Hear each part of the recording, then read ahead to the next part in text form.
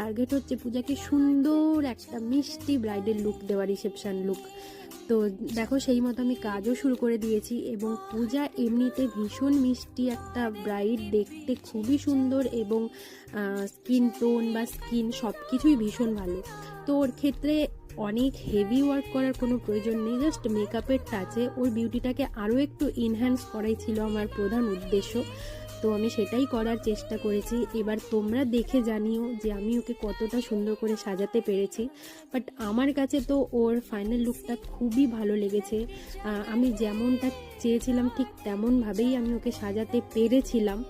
আর সবচেয়ে বড় কথা, ও ভীষণ পরিমাণে কোঅপারেট করেছে আমাদের সাথে। ও কেন, ওদের ফ্যামিলির প্রত্যেকটা মেম্বারই খুব পরিমাণে কোঅপারেট করেছে, যার জন্য আমি খুবই খুবই খুশি হয়েছি। এবং কাজটা করার পরে আমি মেন্টালি একটা স্যাটিসফ্যাকশান পেয়েছি।